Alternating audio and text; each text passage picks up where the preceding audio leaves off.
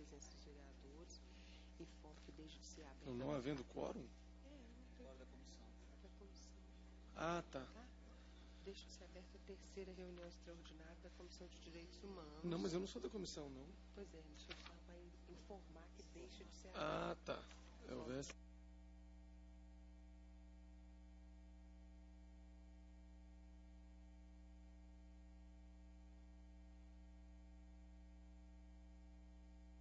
Então tá. Boa noite a todos. Às 19h30 do dia 10/5/2018, no plenário Elvésio Arantes, não havendo quórum regimental com a presença dos vereadores Juliano Lopes, vereador Dorgal Andrada, informo que deixa de ser aberta a terceira reunião extraordinária da Comissão de Direitos Humanos. Passaremos então à audiência pública aprovada pelo requerimento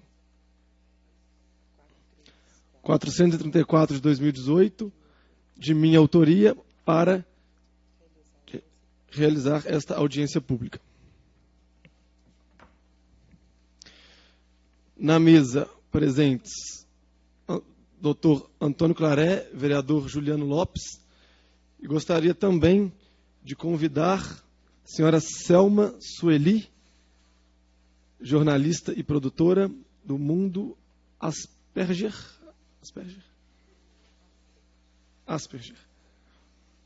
Compor a mesa aqui, por favor. Convido também a senhora Adriana Torres, representando a Abraça. Mais alguém?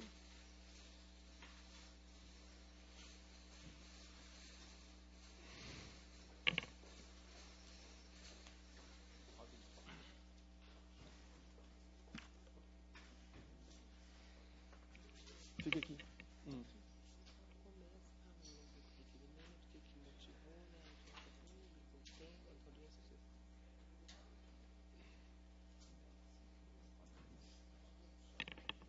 Boa noite a todos.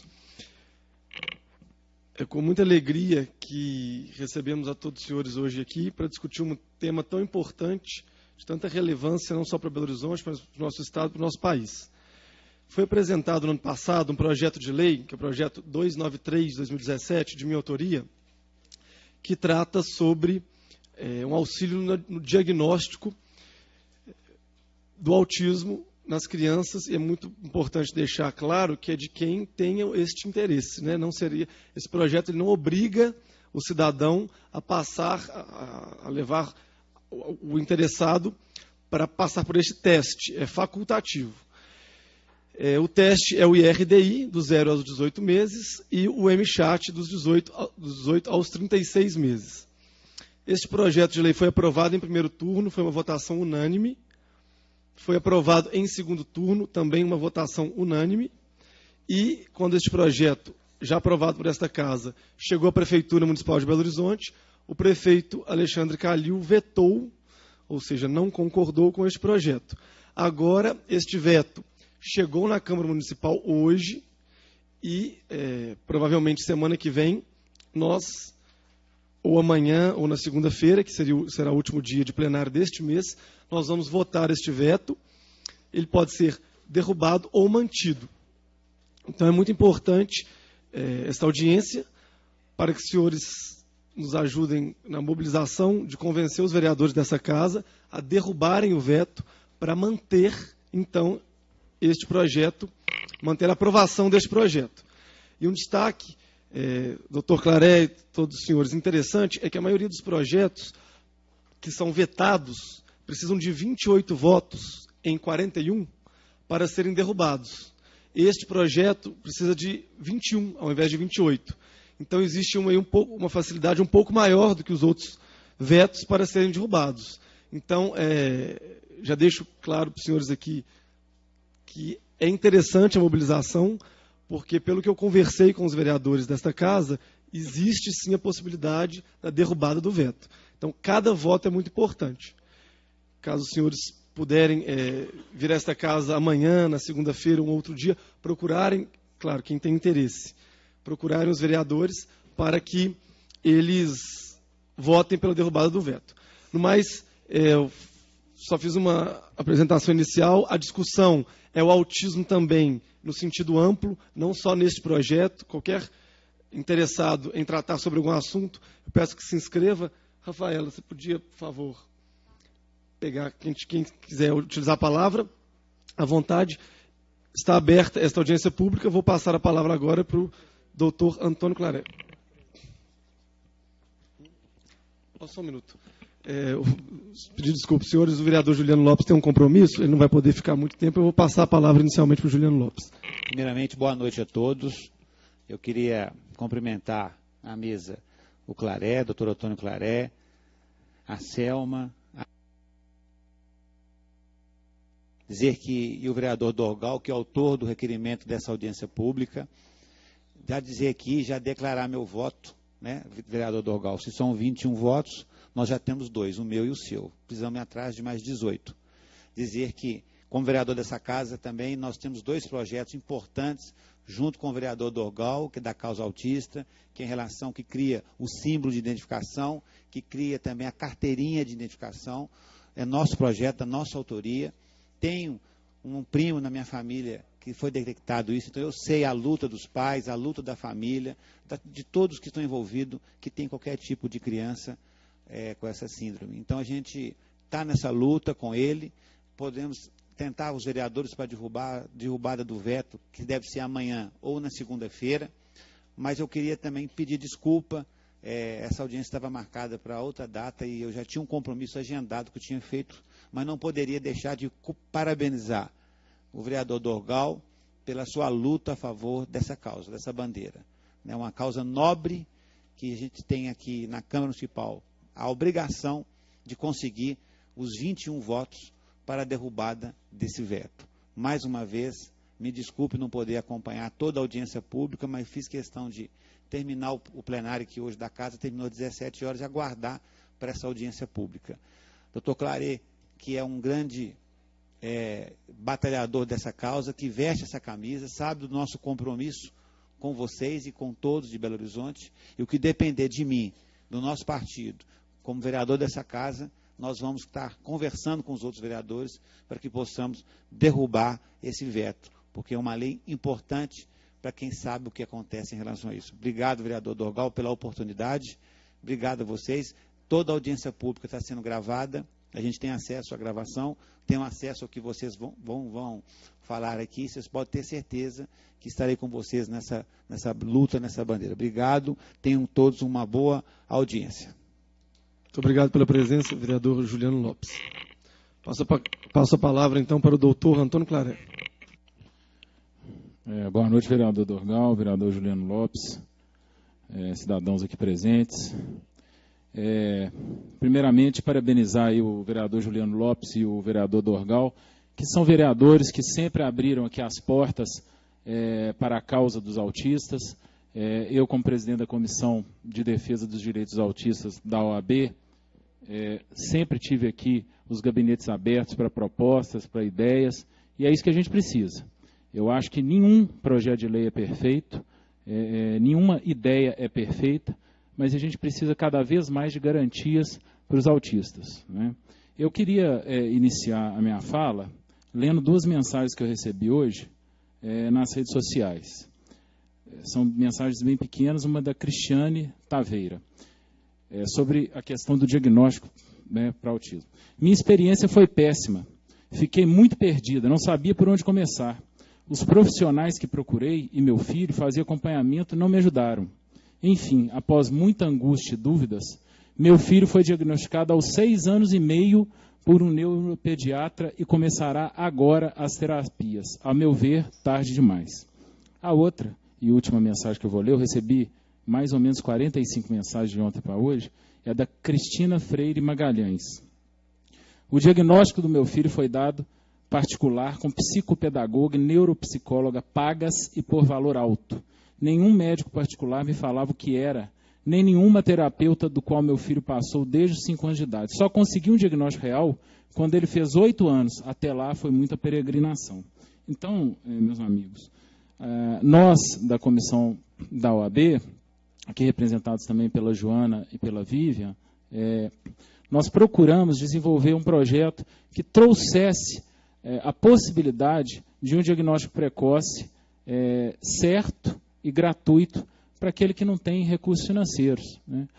Para o autista que tem dinheiro já é difícil, para a família que tem um filho autista com dinheiro. Imagine para o que não tem condições financeiras. Eu sei que muita gente vai achar um defeito ou outro nesse projeto. Não devia ser esse exame, devia ser o outro. Gente, não é hora de brigar por causa de detalhe, não. É hora de brigar para garantir que essas pessoas tenham uma chance na vida, tenham a chance de terem esse diagnóstico o mais precocemente possível e tenham, então, por consequência, todos os benefícios, direitos, isenções existentes. E mais do que tudo, acima disso tudo, para mim, iniciem um tratamento o mais breve possível para que possam buscar ser o verdadeiro autista funcional. Eu tenho percebido, quando eu converso com as pessoas, vereador, que o diagnóstico é muito dificultoso, né? Os médicos acham difícil dar diagnóstico, eles pensam várias vezes, os psicólogos, enfim, e muito caro. E a pessoa que não tem dinheiro? Como é que ela vai fazer? Como é que ela vai sair com esse laudo? Muita gente me manda mensagem falando, eu estou quase fechando o laudo, eu preciso do laudo, só falta o laudo para eu conseguir, por exemplo, um mediador na escola, ou só falta o laudo para eu conseguir um auxílio. Ele só vai conseguir esse laudo se leis como essa forem se tornarem leis, né? Projetos como esse se tornarem leis. A questão do MChat e RDI, ninguém inventou, né? A roda, ela não é inventada várias vezes. A gente tem que copiar as boas ideias. Nós pegamos essa ideia de alguns municípios de São Paulo, né, onde vem funcionando bem, né? Então a gente não tem que buscar a perfeição. Repito, o ótimo, né, é inimigo do bom. Não tem isso aí que eles falam? O bom é inimigo do ótimo? Não tem como. A gente tem que trabalhar com o que a gente tem.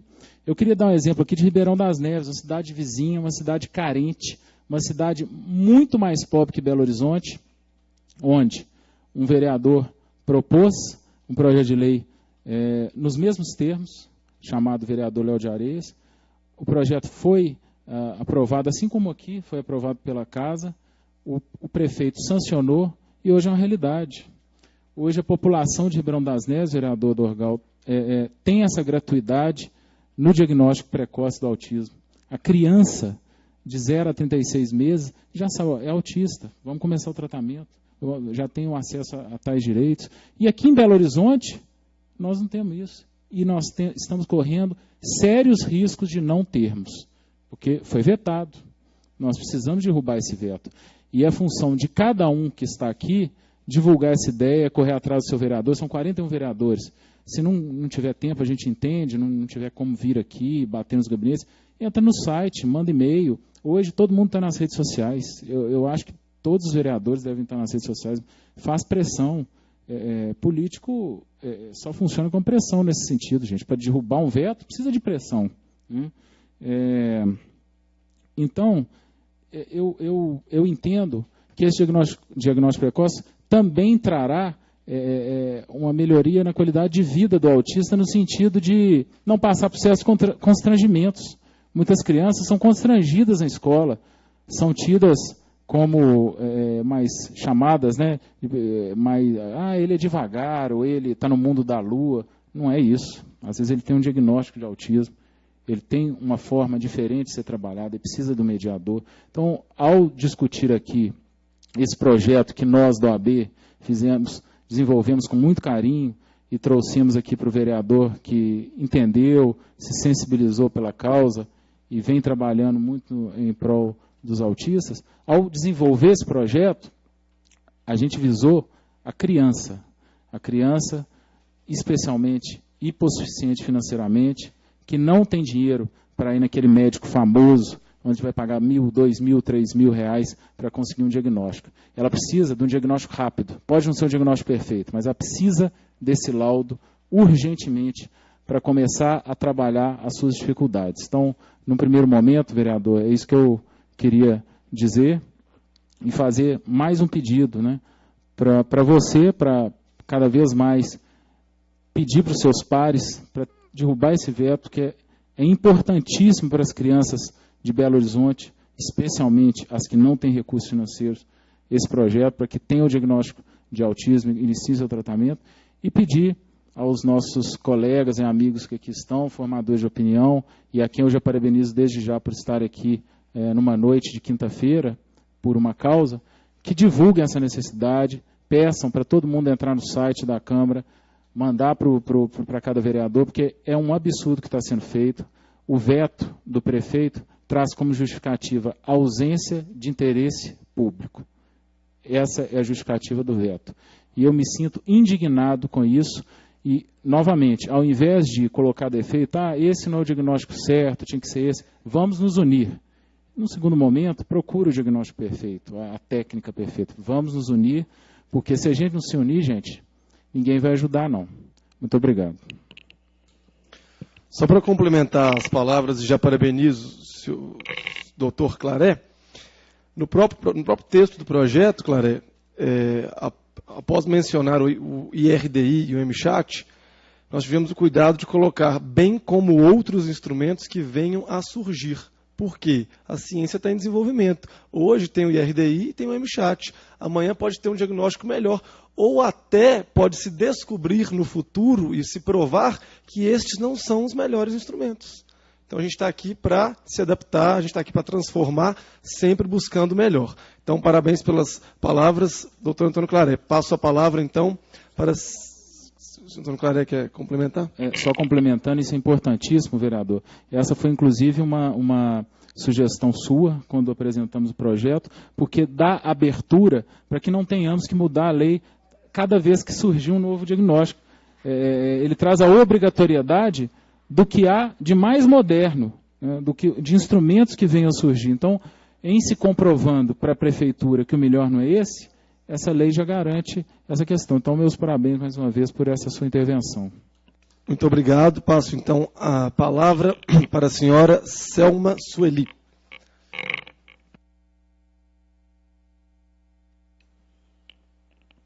Muito boa noite a todos. Boa noite, vereador. Obrigada pelo convite. Boa noite, doutor Claré, Adriana. Boa noite a todos. Eu estava conversando com o doutor Claré, como a gente sempre conversa, em função de algumas demandas que surgem pela experiência, pela vivência. E ele falou, Selma, vai ser importante a sua ida lá amanhã. Por quê? O meu filho está com 21 anos. E eu, desde sempre, soube que havia algo com ele. Havia uma diferença, havia uma característica. Eu sempre via mais como característica. E passei por vários profissionais também. Ele teve um dos melhores pediatras, que hoje já se encontra aposentado, o Dr. Guilherme Massi, que não tinha conhecimento. E eu pensei, há 21 anos atrás, né? Mas não, essa falta de conhecimento continua ainda hoje. Quanto mais a gente estuda o autismo, quanto mais a gente vive o autismo, mais a gente sabe que a gente tem muito a descobrir. O que a gente sabe ainda é pouco e virão outras coisas para nos mostrar isso. O que na minha vida veio mostrar essa descoberta? Primeiro que antes do diagnóstico do meu filho eu não sabia absolutamente nada. Então a gente tem todos aí, quando vai pedir informação, a questão de que o autista é assim, assado, balança, não fala, tem retardo mental e tudo. Quando eu entrei nesse mundo, eu percebi um mundo muito mais complicado, sim, com sofrimento, sim, mas muito mais fascinante do que eu imaginava. Foi depois dessa data que eu conheci, com certeza, a maior parte das melhores pessoas da minha vida. Mas foi uma luta muito grande, porque não era que o profissional fosse ruim, ele não tinha conhecimento, ou seja, a gente começa com uma deficiência lá na faculdade, lá na universidade, quando você tem pessoas que vão tratar da vida, da saúde, e eles não têm esse conhecimento. E não saber, e não ter esse conhecimento, traz também algumas inverdades. Eu e o meu filho, a gente acredita que autismo não é doença. Autismo tem a ver, de fato, eles gostam de falar, né, com o transtorno global do desenvolvimento, mas hoje já há vários estudos da neurodiversidade. O cérebro do autista é neurodivergente. E por que esses estímulos são importantes o quanto antes? Porque não significa que ele não possa aprender. Ele aprende de uma maneira diferente e aí vai criar, se no cérebro da pessoa que não é neurodivergente ou neurodiversa, vai criar, já existe essa sinapse aqui, o autista, com estímulo, ele cria um caminho alternativo, mas cria, aprende. Hoje o INSS paga o benefício de prestação continuada aos autistas. A gente tem gente que pode representar muito talento e muito dinheiro para o país. Então, eu não entendo não ser interesse público quando você tem famílias sofrendo, quando você tem pessoas que não têm acesso, quando você tem desconhecimento. E como assim? O Brasil deixa de ganhar dinheiro.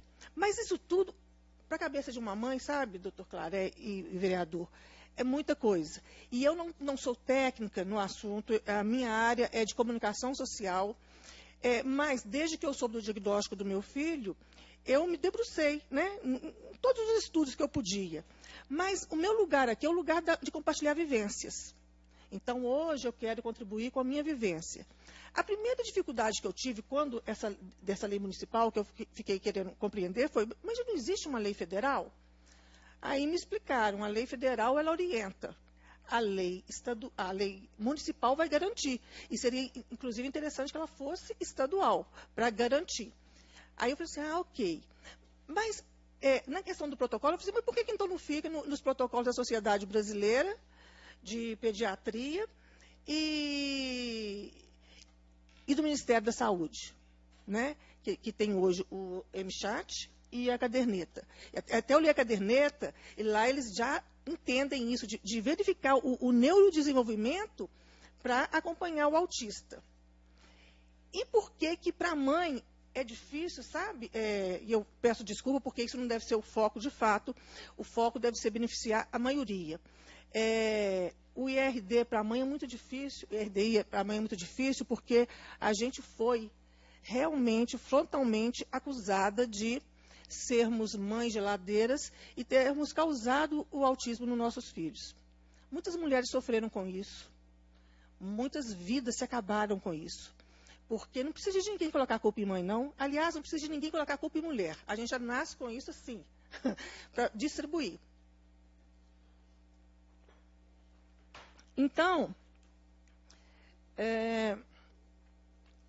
quando a gente pensa nesses protocolos, nessas formas, ainda bem que o senhor colocou de uma forma mais abrangente, é por causa disso, porque tem algumas coisas, gente, que quem vive o autismo de perto é que sabe por que o calo dói. Por que não é uma coisa mais assim que você deixa para lá.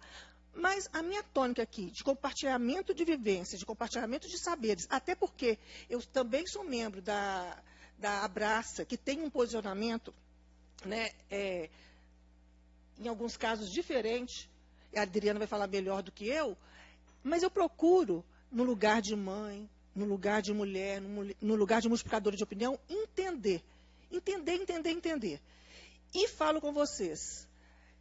Quando a pessoa fala assim, eu ouvi um psiquiatra falando assim, alguém perguntou, mas o Messi é autista? Ele falou assim, se for, qual a importância que tem?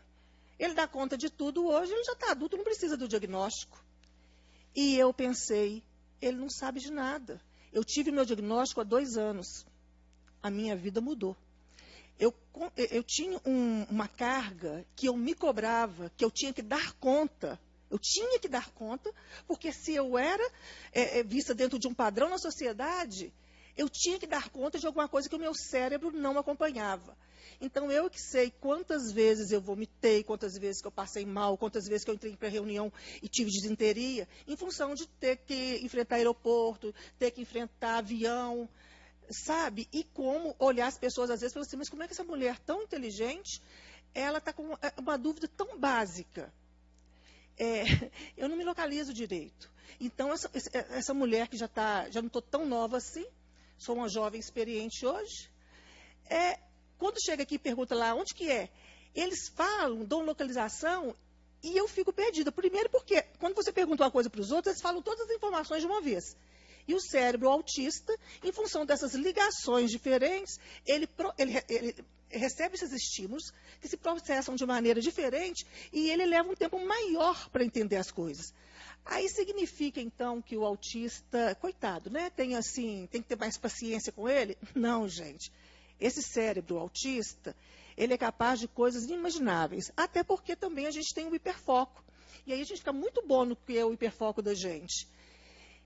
Então, quando hoje, no canal Mundo Asperger, que eu recebo perguntas do Brasil todo, a maioria das mães, sim, querem um diagnóstico precoce nesse recorte de realidade que eu estou trazendo aqui, que é o canal Mundo Asperger. Elas querem e me perguntam, por quê? E agora, Selma, o que eu faço? Eu falo, e tem também as que falam, já fui ao médico, eles não fecharam o diagnóstico. Também, do lugar do saber, de compartilhar vivências, eu digo, primeiro, o médico, no Brasil é muito complicado. Quando a gente é autista, a gente percebe isso. Para vocês terem ideia, depois que eu tive diagnóstico de autismo, e aí eu peço assistência no aeroporto, o comissário de bordo falou, quando eu cheguei, né, com assistência até, porque, gente, às vezes eu fico tão transtornada com tanta informação, que falava assim, é ali. Parece burrice, mas eu não conseguia ali. Se tivesse um pouquinho assim, mas é ali ou ali. E aí me levaram até o avião. Aí o comissário, está tudo bem com a senhora? Eu passei a minha vida toda trabalhando, com muita dificuldade em função das minhas limitações, mas vencendo todas, fazendo um trabalho dobrado. Mas quando você pega um diagnóstico, você também pode pegar um rótulo. E, normalmente, por falta de comunicação e divulgação, que é algo que deveria ter nas escolas, é algo que deveria ter nas igrejas, é algo que deveria ter nas comunidades, você não ia rotular ou estigmatizar alguém que pode representar divisas para o país, economia, né? Rendimento econômico para o país. E aí, eu entendo por que os médicos não fecham. Porque, gente, por que a gente quer o diagnóstico precoce? A gente quer para entrar com estímulo quanto antes. Por que eu não me lasquei mais do que eu já me lasquei com essa dificuldade do diagnóstico? Porque a minha mãe era professora. Porque eu tive muitos estímulos que ela me deu sem saber que estava me dando. Então, eu tive. O meu cérebro, ele foi trabalhado em cima disso. Então, o diagnóstico precoce está diretamente ligado com entrar com estímulo imediatamente. Mas aí, o que acontece? Meu filho, que recebeu o diagnóstico com 11 anos, já publicou 2 livros, é um cara inteligente, está lançando hoje um canal de resenhas de filmes, que foi a primeira paixão dele, ele gosta muito, mas ele tem limitações que ele não precisaria ter. Ele tem limitações porque ele não fez TO, terapia ocupacional. E que não tem no SUS em Belo Horizonte, que, aliás, se perguntarem para a gente que vive a realidade do autismo, Selma, recebi agora, eu tenho pouco dinheiro, o que eu devo dar prioridade? Qual a idade? 2, 3, 1, prioridade TO e fono. E não tem no SUS. Então, a gente também tem que ficar preocupado com isso, o que o SUS está oferecendo. É muita coisa, gente, é muito trabalho. Ainda bem que a gente tem gente do lado da gente. Eu não vou me estender muito, não, mas vou completar dizendo o seguinte. No meu caso, então, eu percebi que o diagnóstico faz, sim, diferença, porque a gente se vira sozinho, mas a gente se vira com muito trauma. A gente se vira com muito sofrimento. Na minha família, eu tenho uma irmã que não quer o diagnóstico. Eu tenho um sobrinho que não quer um diagnóstico. Porque eu sofri antes do diagnóstico e sofri depois, com determinados rótulos. E sofri com adultos falando que eu estava querendo o diagnóstico para eu ter uma... Porque tem muita gente que realmente quer ganhar com o autismo, para eu ter mais facilidade e ganhar dinheiro com isso. Ainda bem que, mesmo sendo jovem senhora, eu já estou aposentada. Eu tenho uma carreira. Eu trabalhei 15 anos na Rádio Itatiaia. Eu trabalhei 10 anos no INSS. Então, não seria isso. Mas eu tenho algumas coisas que hoje eu me dou o direito de me perdoar, eu me dou o direito de ficar mais... Por exemplo, eu chego aqui, eu olho para vocês, para a sala e tudo, eu me sinto ainda sob os olhares que eu me senti a vida toda, de que menina estranha. Eu ainda me sinto. E aí eu fiz comunicação social, porque tudo a gente aprende, gente, são técnicas. Aí eu aprendi técnica para falar, faço palestra de oratória, de como fala, de como conversa, de como... Tem técnicas, então a gente pode aprender. O autista... e outra coisa importante também, mas eu estaria falando do lugar do autista leve. E eu, nos meus estudos e nas minhas convivências, tenho conhecimento e tenho vivência com autista severo, que não necessariamente tem atraso cognitivo. E a gente já taxa, não fala, tem estereotipia. O que a gente não conhece, a gente rotula do jeito que a gente quer, né? E eu descobri a gente conheceu o Pedro de Lucena, que é um autista não verbal de Recife, que tem um mundo, uma poesia, um mundo dentro dele. Tem uma advogada, que eu nunca sei falar o nome dela, porque nesse caso meu filho é que me ajuda, não verbal. Olha o que ela falou. Ela, nos estímulos, ela foi fazer aquelas terapias que o ABA antes, ele não é como hoje, então ele era mesmo de condicionamento. E aí, os profissionais falaram com a mãe dela assim, não tem jeito de ensinar a sua menina, ela não aprende porque é com ela tem retardo mental. E ela, ouvindo aquilo tudo e pensando, não, elas estão me pedindo para fazer coisa que não tem sentido, que eu não consigo fazer. Então, qualquer autista que a gente tiver presente ou diante dele, respeitem o ser humano. Porque a gente não sabe a riqueza que tem naquela pessoa, mesmo que ela seja diferente da gente, mesmo que ela tenha comportamentos de estereotipias que sejam muito ruins. E não vou falar que eu também não acho estranho, não. Eu fui no Senza, em Betim. Gente, o sentir é do humano, o consentir é escolha. Então, eu também senti uma estranheza, mas, vendo o ser humano, eu me permiti enxergar esse ser humano e conhecer um pouco mais.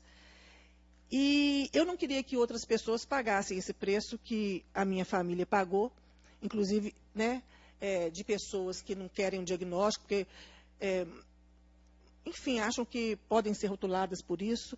Autistas estão crescendo, eu estou tendo contato com muito autista adulto, pessoas maravilhosas. A própria presidente da Abraça, Fernanda Santana, faz arquitetura, que a gente não tem noção da dimensão disso. E aí, gente, esses autistas nos falam de algumas coisas reais, porque até hoje os profissionais, com toda boa vontade, têm saberes que é do ponto de vista técnico. Então, quando esse psiquiatra falou que o Messi não precisaria, ele não sabe da vida do Messi, ele sabe do sucesso do Messi. Ele sabe de o hiperfoco do Messi fez ele ser brilhante, mas ele não sabe o que o Messi sente quando tem que colocar uma roupa apressadamente, quando tem que arrumar uma mala, que vomita em quase todos os jogos. Então, vão sair do Messi e vão para a dona de casa, né? Ou para uma pessoa que trabalha fora de casa. Dentro da minha casa, eu começo a fazer faxina num cômodo, vou para o outro, aí quando eu vi, eu já esqueci o que eu estava fazendo aqui, já vou lá, aí eu olho assim, está tudo bagunçado. Eu fui criando técnicas para eu organizar. E isso o psiquiatra falou com o meu filho, ele não tem problema de conteúdo. Ele vai conseguir sempre absorver o conteúdo. Mas se você não colocar uma pessoa para ajudar a organizá-lo, ele perde isso. Ele vai ser olhado como uma pessoa que está aquém dos outros. E, na realidade, no que ele é bom, porque evidentemente que ele tem as limitações dele, ele está além. Então, eu gostaria muito de agradecer qualquer iniciativa, que eu tenho essa mania de achar, né, eu sou budista, acredito muito no ser humano, eu tenho a mania de achar que todo mundo é muito bem intencionado. Então, eu agradeço o coração de todas essas pessoas, mas queria, né, e isso eu e meu filho, a gente luta muito, e não é fácil, viu, gente? Porque se você se expor para a sociedade, não é fácil. Melhor seria pegar o meu diagnóstico, tratar do meu autoconhecimento e aumentar a minha qualidade de vida. Compartilhar diagnóstico não é fácil, não. Mas eu e meu filho resolvemos fazer isso porque a gente sofreu demais. E sim, a vida de qualquer autista mesmo leve, é de muito sofrimento, mas também as alegrias são bem maiores. São assim, é como se tivesse otimizada também. Ainda bem, senão a gente não dava conta. Mas eu quero pedir que a gente não esqueça que a gente tem que conscientizar mais, que a gente tem que divulgar mais, porque a gente acha que está sabendo muito mais, mas a gente ainda sabe muito pouco e a gente ainda vai ser muito surpreendido. Obrigada. Muito obrigado pela palavra. Só antes de passar a palavra para a senhora Adriana, só vou pontuar rapidamente alguns pontos que a senhora Selma disse aqui. A senhora disse que o SUS não oferece nenhum tipo de apoio, né, em relação a este tema. Não oferece terapeuta ocupacional. Então desculpa. Não, perdão, então, eu entendi errado. Mas é só para frisar, a Secretaria Municipal de Saúde informou no próprio veto, assim, então não sei se é verdade, não sei como funciona, eu só vou ler o que ela informou. Ela informou que existem fonoaudiólogos, terapeutas ocupacionais, psiquiatra da infância, lotadas em centros de saúde em todos os distritos sanitários do município. Então é uma informação da Secretaria Municipal de Saúde, não é uma informação minha. Só para deixar, a senhora citou esse tema, eu quis fazer essa colocação.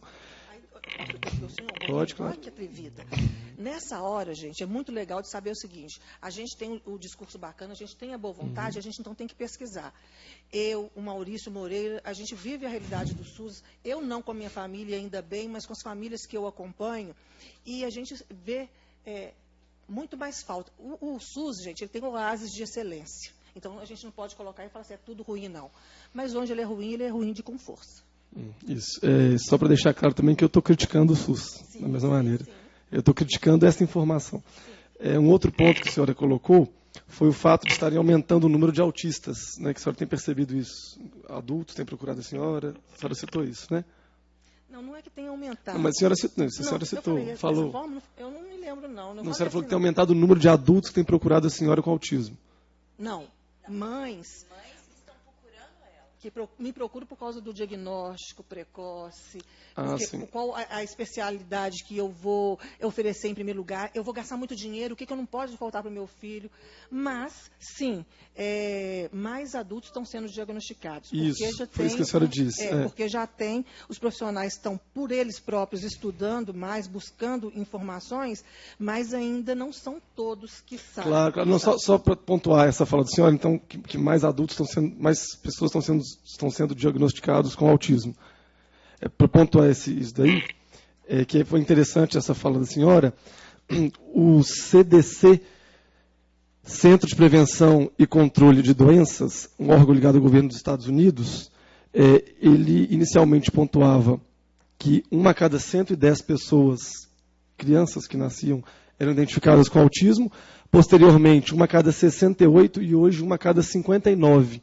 Então, talvez este número tenha aumentado pelo desenvolvimento, não sei, da ciência, dos métodos de diagnóstico, os auxiliares de diagnóstico, talvez seja um dos motivos.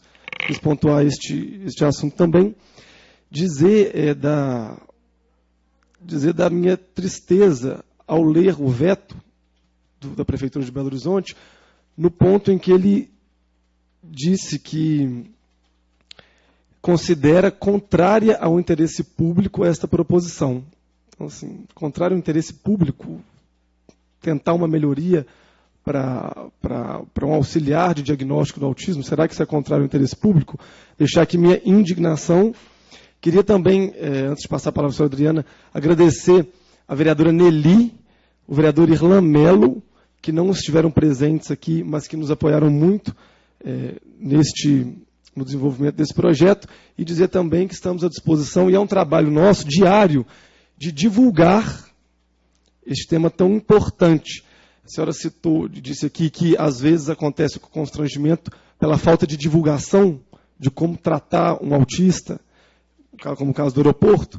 Então a senhora pode contar, e já parabenizo também o Dr. Claré, que tem um Instagram, né, o Autista Legal, acho que são 22... Quantos mil seguidores? Não, 22 é o seu. São 11 mil seguidores, e ele faz uma divulgação constante lá. Mas sim, temos que divulgar mais. é o que a gente tem tentado fazer ultimamente, porque realmente, às vezes uma pessoa, quando vai tratar o autismo, ela, no caso do aeroporto, ela quer ser muito educada, não sabe como é que faz, e ela até muda o tom de voz. Isso, às vezes, a gente tem que pensar assim, às vezes não é culpa dela, ela não recebeu essa informação necessária, mas então é importante... Ele estava quase fazendo um desenho. Isso. Mas então é importante a divulgação de como tratar um autista. No mais, parabéns pelas palavras. Passo então a palavra à senhora Adriana Torres. Bem, boa noite a todos, boa noite, vereador, boa noite, Claré, boa noite, querida amiga Selma, boa noite aí às pessoas que estão presentes. Bem, a minha posição ela é muito clara, já foi inclusive divulgada na internet, a posição da Abraça, que é a Associação Brasileira de Defesa dos Direitos da Pessoa com Autismo, né, uma associação nacional, e que é presidida por uma mulher autista, né, que é a Fernanda Santana, que tem em seus quadros outros integrantes que são pessoas autistas. Isso já é uma evolução na questão do autismo no Brasil, porque até pouco tempo nós só tínhamos familiares participando de associações ou de qualquer outro movimento relacionado ao autismo.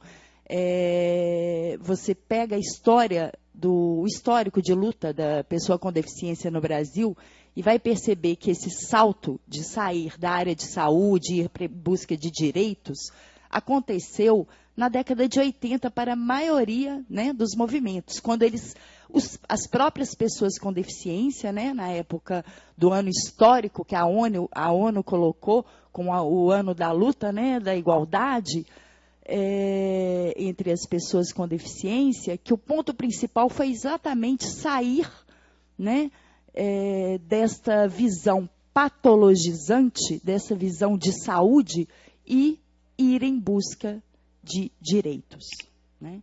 E, infelizmente, até hoje, na questão do autismo, nós temos ainda muitos grupos pró-cura, muitos grupos que ainda não compreendem que o autismo não é uma doença, o autismo não é um problema, o autismo é uma condição neurodivergente que tem sua base na genética. Selma, eu vou discordar um pouquinho de você. A gente hoje já sabe muito sobre o autismo. Muita coisa, eu digo de evidências científicas. E as evidências científicas já mostram de onde vem o autismo, né? Por que nós temos que trabalhar tanto a questão do transtorno do processamento sensorial, que cerca de 95% dos autistas apresentam, e eu, na verdade, acredito que seja 100%, esse 5% é porque é bem leve. Nós sabemos que não existe o autismo, e sim os autismos, porque é uma condição realmente muito diversa pela quantidade de genes que está envolvido na questão.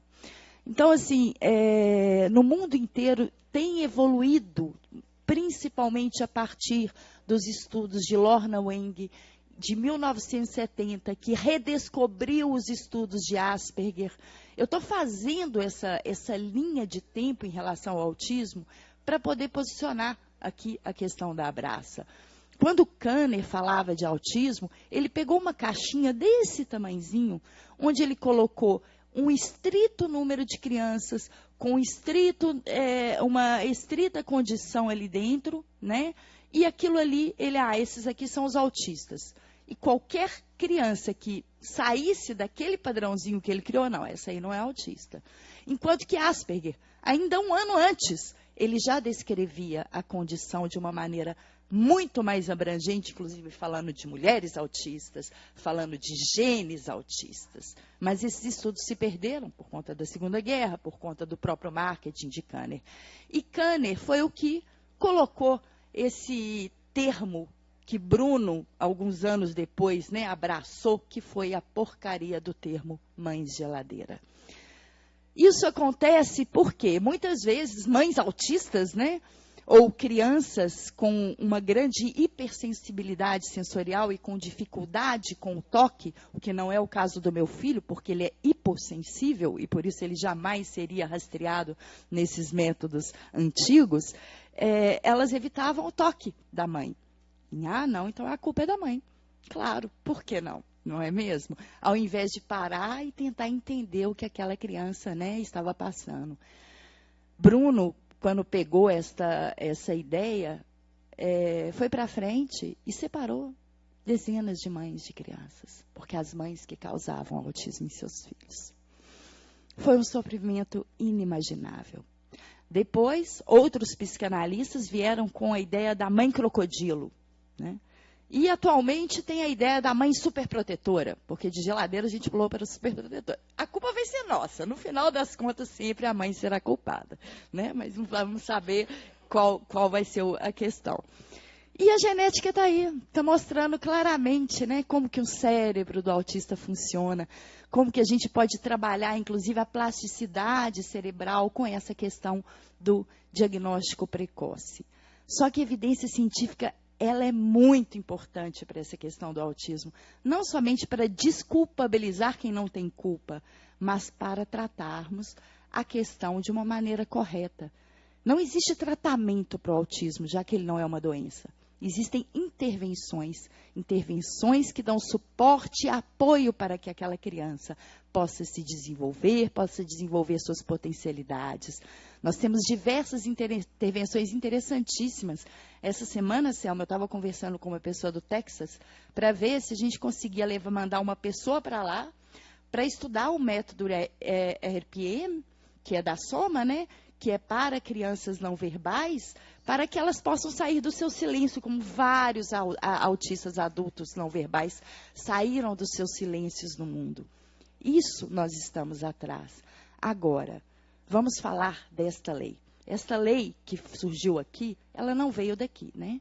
Nós tivemos uma lei proposta o ano passado no Congresso, a Lei 13.438/17, que incluiu no Estatuto da Criança e do Adolescente um parágrafo, tornando obrigatória a aplicação de protocolo de detecção de risco de desenvolvimento psíquico, coloco assim muito entre aspas, porque esse é um termo psicanalista, tá?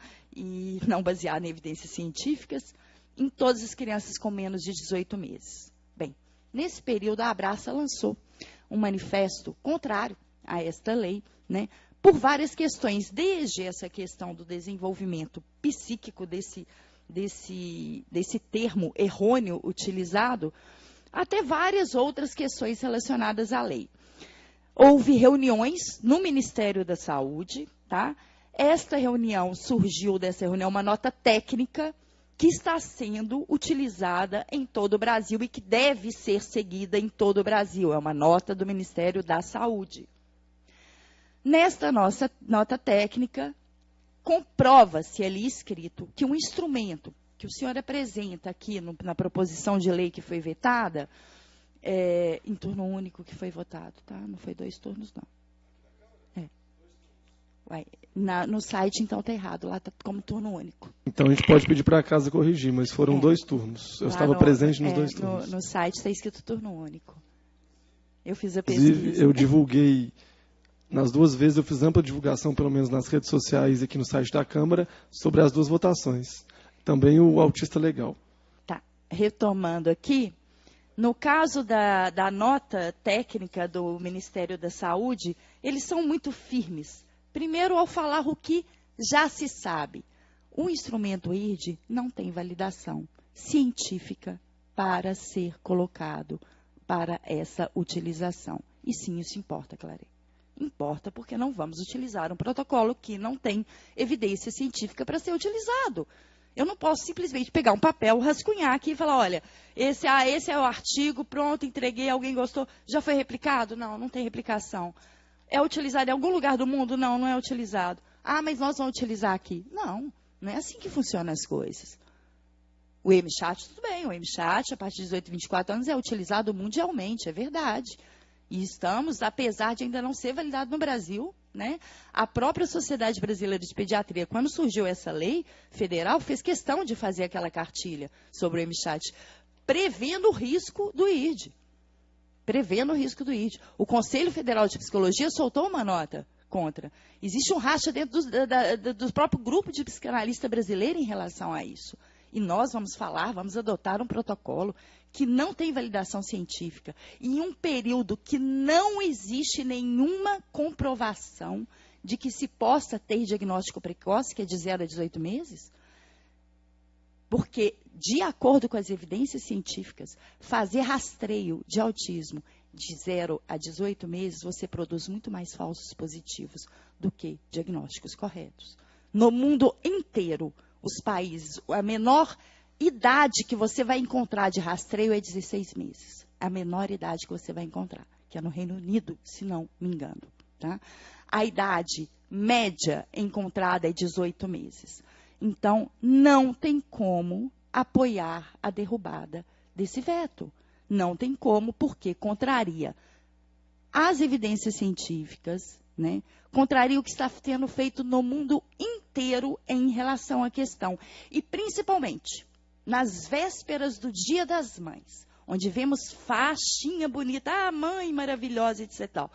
Vamos pegar um instrumento que, se você ler as perguntas, se você averiguar que eles são um questionário de causa relacional entre cuidador e bebê, ou seja, é um instrumento de culpabilização materna, eu acho vergonhoso eu ter que estar aqui, na Câmara, para dizer para vocês que não. Nós, mães, não somos culpadas do autismo dos nossos filhos, só se for a culpa, se existe culpa em genética. Né? Sim, eu tenho características autísticas. Claro que eu tenho. Eu tenho hiperfoco. E por isso que eu me especializei em autismo desde o diagnóstico do meu filho, que foi com 3 anos e 3 meses. E sim, o diagnóstico precoce dele foi muito importante para ele. Eu tive o privilégio de ter acesso a diversos médicos, a neuropediatra dele, que é a Lubiana Araújo, né?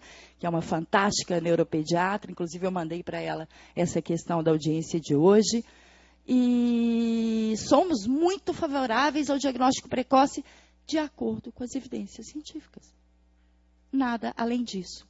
Então, sim, a Abraça é a favor de manter o veto e vamos trabalhar para que os demais vereadores estejam conosco e, posteriormente, estamos abertos para que seja feita audiências públicas, junto com os outros movimentos e associações, pois eu não lembro de nenhuma audiência pública a respeito, né?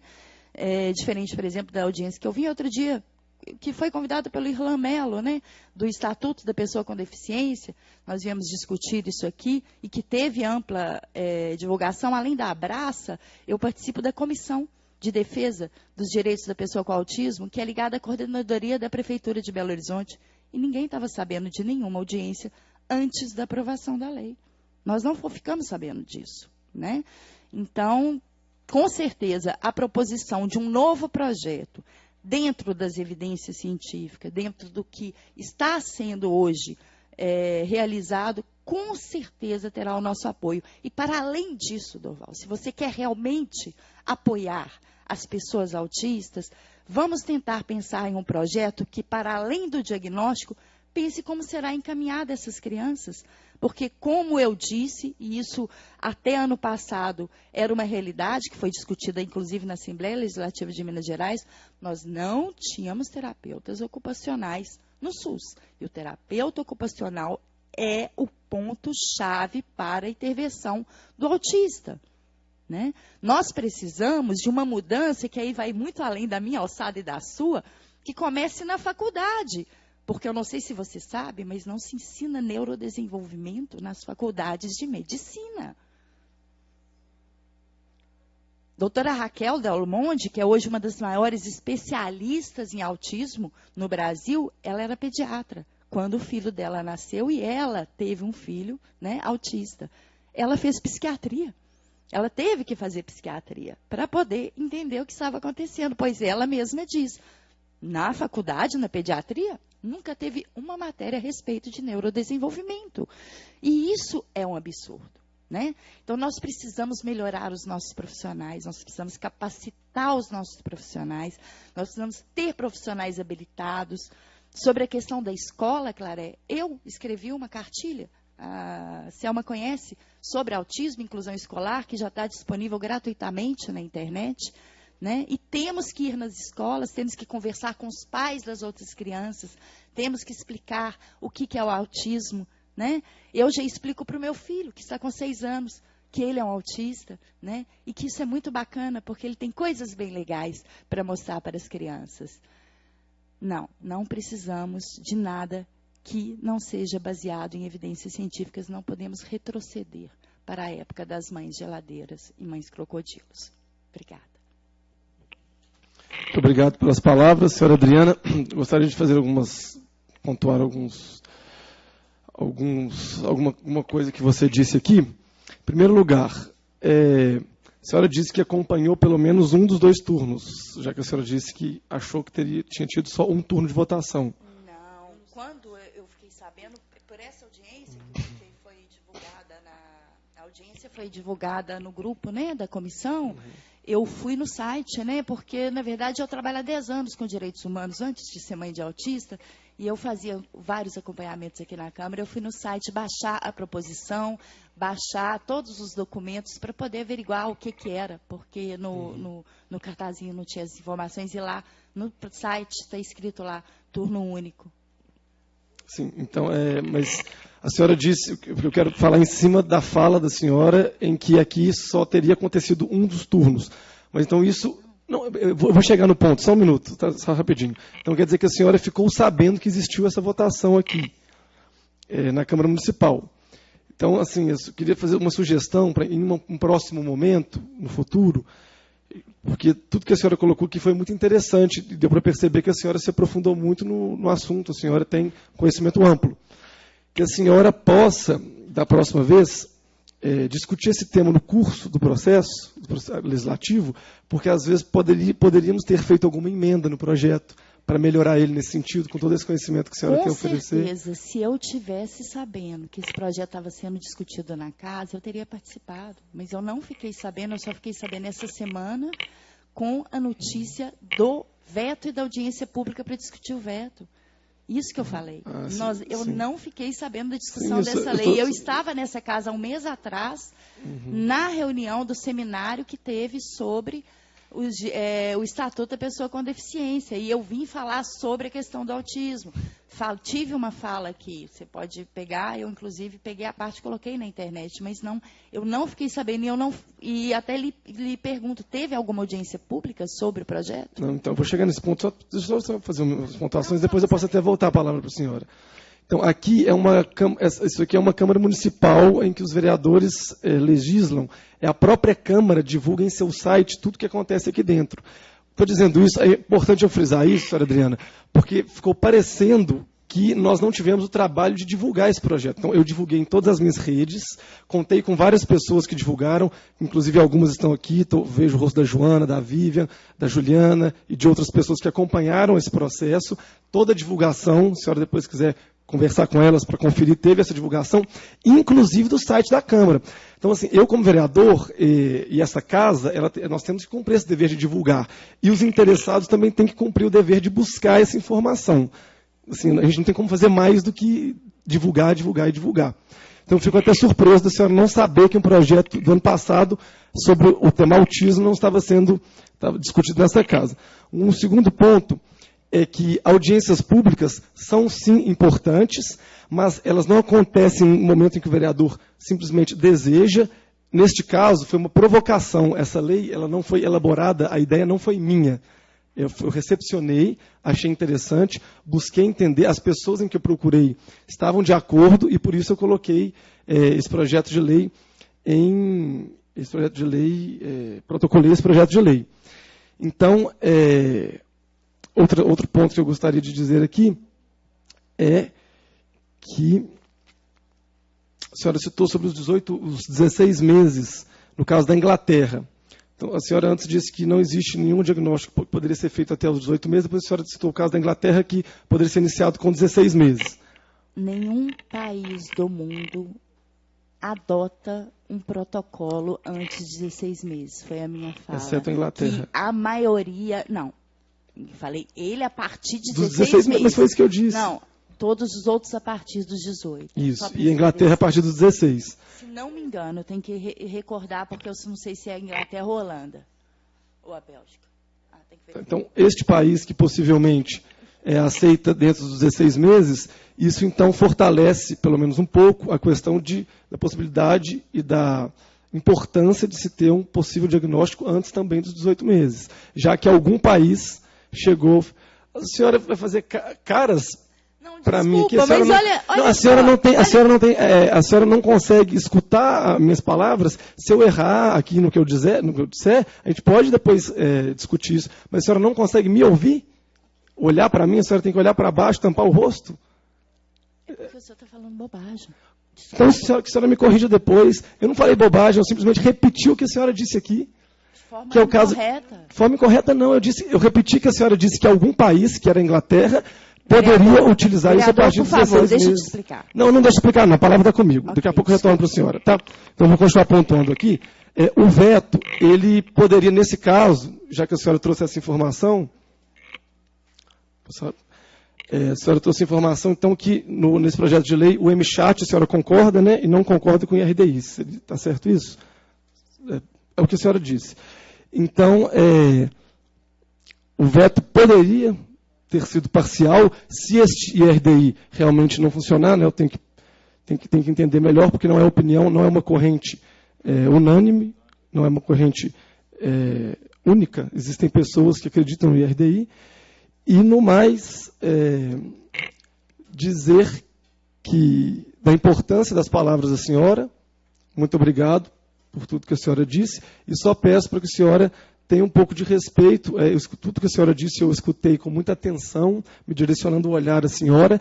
E, hora nenhuma, eu fiz caras, até porque eu respeito qualquer palavra de qualquer pessoa. Então, só peço respeito não só a mim, mas a todos aqui, quando colocarem sua opinião, e que a senhora possa participar mais aqui desta casa, inclusive com atenção quando um projeto de lei for tratado ao tema tão importante que a senhora acompanha, autismo, já que esse projeto foi muito bem divulgado por essa casa, pelo vereador e pelas pessoas que acompanham o tema autismo aqui em Belo Horizonte.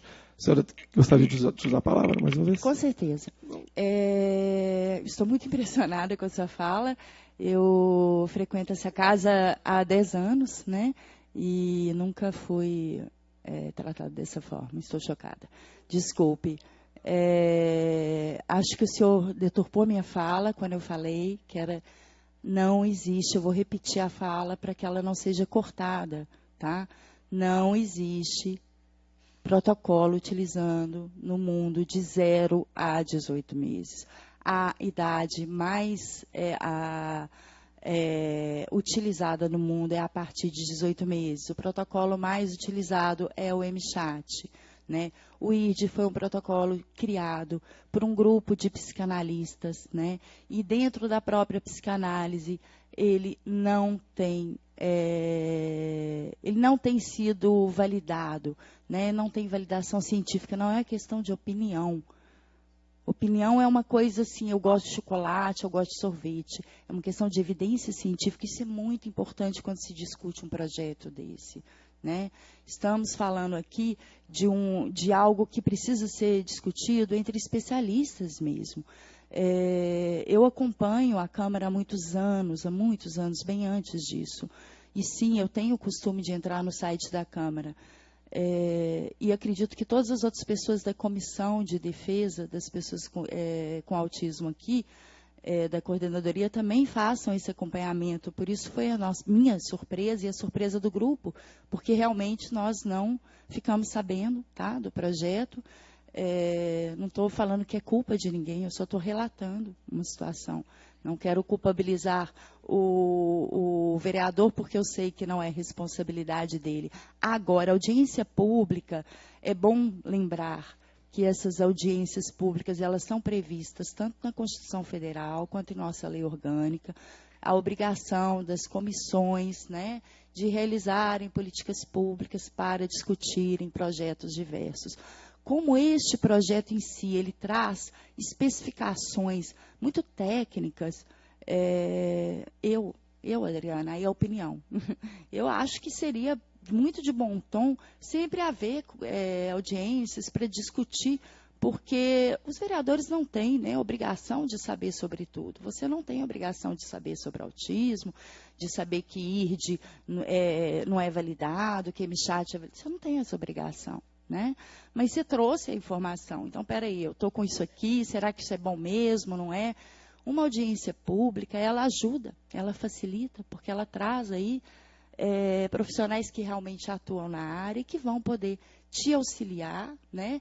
E ter aí a participação social democrática, né? Com opiniões divergentes, porque só opiniões alinhadas não é. A democracia não funciona muito bem assim. Eu queria colocar isso, peço desculpas, mas é porque realmente eu fiquei um pouco chocada de ver minha fala sendo descontextualizada. Tá? Eu repeti a minha fala para que ela não fosse. Obrigada. Muito obrigada, senhora Adriana. A sua fala não foi descontextualizada. Eu só repeti quando a senhora disse que a Inglaterra era uma exceção em iniciar os 16 meses. Eu só disse isso, a senhora disse isso. Está gravado. E, no mais, eu queria dizer, pedir desculpas também se eu a ofendi de alguma forma, mas foi só deixando claro que a divulgação foi feita, e eu preciso dizer isso, até porque é gravado, para não ficar parecendo para quem nos acompanha que nós não fizemos esse nosso papel de divulgar. Então, por isso que eu frisei isso, dessa importância. E quando eu disse para a senhora que eu fiquei surpreso da senhora não ter conhecimento desse projeto de lei, é porque as pessoas que eu conheço que acompanham realmente, então, elas tiveram esse acesso, porque o site da Câmara divulgou. Mas, às vezes, foi uma exceção, às vezes o site poderia, não sei, aconteceu alguma coisa. Mas, de qualquer maneira, agradeço, que não é o momento para a gente ter esse tipo de embate mais caloroso. É muito importante, a senhora disse, de termos audiências públicas para tratar desse tema, porque surgem opiniões diversas, e dizer que eu não procurei pessoas alinhadas com a minha opinião, até porque esse projeto não foi uma ideia minha, eu recepcionei ele. E eu recebi pessoas em meu gabinete, mensagens e tal. Não tinha até então, até hoje, confesso, recebido nenhuma mensagem, nenhuma opinião diversa do próprio projeto. Então, por isso que, para mim, parecia uma coisa unânime, até então.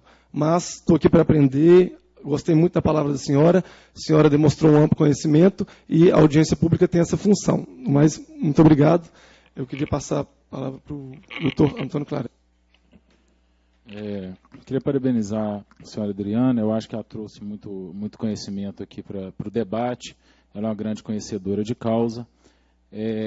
O que me preocupa um pouco é que, às vezes, quando a gente aprofunda muito, Adriana, em uma situação, a gente acaba não trazendo uma oportunidade para as pessoas. Eu entendi tudo que você trouxe. A gente aqui trouxe essa ideia de projeto para o vereador, nós da comissão da OAB, e nós como advogados não inventamos esse projeto, né? A gente foi também na Sociedade Brasileira de Pediatria, onde posso afirmar que essa posição colocada pela senhora é minoritária lá dentro. Nós tivemos o cuidado de conversar lá e hoje posso afirmar que é minoritária. E a questão é a seguinte, vamos dizer que não é perfeito, como eu disse no início, né, na minha fala, mas a minha única pergunta para a senhora é: a senhora prefere que as famílias hipossuficientes financeiramente, que não têm condições financeiras, não têm dinheiro para pagar caro para um psicólogo, para um psicanalista, para um médico fazer diagnóstico, a senhora prefere que eles não tenham acesso ao diagnóstico precoce gratuito ou prefere que seja aprovado esse projeto de lei com o IRDI e o MChat?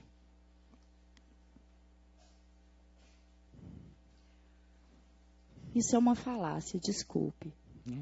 Primeiro porque, como eu disse pela própria nota técnica do Ministério da Saúde, hoje existe a busca e o rastreamento por meio da própria caderneta da criança, que é gratuito e é via SUS, né? Ela está sendo indicada como material hoje utilizado para a triagem de 0 a 18 meses. Segundo, não tem como fazer diagnóstico antes dessa faixa etária. Então, se for para termos crianças diagnosticadas erroneamente, é melhor não diagnosticar mesmo. Isso aí eu concordo plenamente, né? Não vamos estar fazendo um trabalho mal feito, com certeza. Diagnóstico a partir dos 18 meses. Triagem pelo SUS. Se pudermos ter amanhã a utilização, que o MChat já é gratuito, né? O MChat você consegue baixar na internet, se você quiser. Tem a questão dessa cartilha bacana, que a Sociedade Brasileira também já disponibilizou gratuitamente. Então, a única diferença que nós vamos ter que precisar trabalhar mais o treinamento, e nós estamos fazendo isso, né? Tanto o Ministério da Saúde está fazendo isso, como as próprias secretarias da saúde e os movimentos de defesa também. Então, eu não acho que a pergunta seja entre ficar sem diagnóstico e entre ficar com a lei. Eu acho que nós já estamos no caminho certo. Não estamos hoje, gente, mas como estávamos há 20 anos atrás, há 10 anos, desculpa, estou envelhecendo o Vitor. Quando o Vitor foi diagnosticado, nós andamos muito, o caminho foi muito longo. Não estamos mais como eu estava há 3 anos atrás, que fiquei dos 18 meses do meu filho até os 3 anos também, tentando entender, levando ele em fonoaudióloga, em psicóloga. Não, nós estamos avançando um pouquinho cada vez mais. Esse conhecimento agora é da sociedade. Ele falou hoje sobre a questão da prevalência. Eu fiz, inclusive, um vídeo outro dia sobre isso, né? Existem várias questões que envolvem a prevalência. A questão da prevalência, ela envolve, primeiro, porque nós estamos comparando alhos com bugalhos. Os primeiros estudos de prevalência foram feitos em cima da caixinha do Kanner, né? Quando Lorna Wing fez o primeiro amplo estudo de prevalência, ela avisou. Em 1970 vai ter uma explosão de diagnóstico. Sabe por quê? Por causa da revisão dos critérios de diagnóstico. Então, não tem como ficar, né, comparando, às vezes, prevalência de uma coisa com outra, que não são os mesmos critérios. Nós temos aí a questão de que o CDC, ele trabalha só com relatório médico em 11 centros de treinamento. Muito diferente do estudo sueco, que pesquisou mais de 2 milhões de crianças durante 10 anos, e a prevalência lá é de 1%, como é na Austrália. Então, são métodos diferentes, metodologias diferentes de prevalência. Qual que é a prevalência do Brasil? A gente não tem a mínima ideia. Não tem a mínima ideia. Então, se usa aqui a estatística da Suécia e da Austrália, por conta do método diferente que o CDC usa, né? Então, assim, informação é importante, sim, gente. Obrigado. Realmente é importante. Eu acho que eu tenho um canal, né, um perfil chamado Autista Legal, que tem 11 mil seguidores, e são 11 mil pessoas que estão absolutamente sem informação, então, porque todas me pedem diariamente ajuda na luta, inclusive pelo diagnóstico precoce, que elas não conhecem esse canal. Até peço que a senhora depois me dê por e-mail, tudo mais, que eles necessitam desse diagnóstico fechado, desse laudo fechado, e eles não podem pegar por internet, chegar pedindo os direitos dele com um laudo de internet, né? Muito obrigado. Posso só te falar uma coisinha só? Eu acho o diagnóstico precoce, sim, um problema. Nós precisamos resolver esse problema no Brasil. A questão é, o que é o diagnóstico precoce? O diagnóstico precoce, 18 a 24 meses. É só isso. Só para acrescentar mais uma informação, a fala do Dr. Antônio Claré, como existe a corrente, uma opinião minha, agora já bem pessoal mesmo, como existe uma corrente, muitas pessoas acreditam nesse teste e outras não acreditam, como, por exemplo, a senhora Adriana, se esse projeto de lei for aprovado, a rede de saúde pública passa a oferecer gratuitamente o teste. Então, ele não é obrigatório. Então, eu sugeriria que as mães, os pais, os familiares que acreditem neste teste possam buscar essa ajuda gratuitamente, e a corrente, né, senhor Antônio Claré, que não acredite, que não busque o IRDI, que espere talvez dos 18 aos 36 meses e utilize o MChat. É uma opinião minha, uma pessoa que não tem um amplo conhecimento sobre o assunto, mas, repito, é um teste, é um auxiliar de diagnóstico facultativo, ele não é obrigatório. Então, se fosse obrigatório, eu concordaria sim com a senhora Adriana, porque se existem duas correntes e é uma divergência existente e real, talvez obrigar uma criança a passar por um teste da rede de saúde pública não seria o melhor caminho. No mais, gostaria de perguntar se alguém da mesa quer utilizar a palavra. Convido então a senhora Camila Amaral dos Santos para utilizar a palavra. A senhora Camila, convido a senhora para sentar aqui conosco na mesa. O botãozinho vermelho liga o microfone.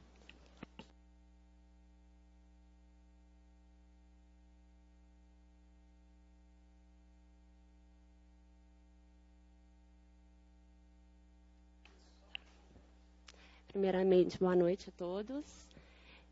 Eu vim aqui com grande interesse na causa porque eu tenho um bebê. E meu bebê, desde o início, ele se manifestou com características muito diferentes das outras. Não é só o autismo que nós enfrentamos todos os dias, nós temos comorbidades ligadas ao autismo. Meu filho ele tem atraso no desenvolvimento motor, meu filho tem uma alergia alimentar muito severa e nós dependemos de alimentos super caros. Eu sou uma representante do SUS também, porque eu faço tratamento por parte do SUS. E hoje eu vejo a necessidade desse diagnóstico. Como é uma opção ele ser antes dos 18 meses, isso eu acho que muita família ainda ela não aceita mesmo o autismo. Mas eu tenho um filho que desde o início, ele não era o autista que todo mundo imagina, que não é que vai querer contato com os pais. O meu filho me sugava emocionalmente. Meu filho não dormia e meu filho só queria o meu colo. Isso nenhuma literatura te fala. O meu filho não aguentaria ficar nessa sala cheia de luzes, com muitas pessoas falando. E te dá uma sensação de incapacidade enquanto mãe. Quando eu recebi o diagnóstico de autismo, meu marido não acreditava em mim. Quando eu posto uma foto na rede social falando que meu filho tem autista, o meu marido briga comigo. Então, eu quero que vocês saibam que a mulher é culpada, mas se a gente não corre atrás pelos nossos filhos, ninguém faz. Quando eu vi a possibilidade desse projeto, eu enxerguei o meu filho tendo um acesso melhor aos direitos dele. O meu filho, ele não tem uma terapeuta ocupacional pelo SUS que faça integração sensorial, porque o SUS de Belo Horizonte não disponibiliza. Então, eu realmente não acho necessário. A gente está esperando há 6 meses por um psiquiatra e por um encaminhamento do neurologista. Nós temos um plano de saúde hoje, mas o plano de saúde ele cobra um tratamento descrito pelo médico. E o tratamento descrito pelo médico, ele não entra em acordo com a linha que foi do ato médico, né? Então, o psiquiatra ele não pode prescrever o tratamento porque fica a cargo da psicologia. E o juiz não entende dessa forma. Tem uma briga jurídica enorme e o real necessidade de desenvolvimento dessas crianças estão deixados de lado.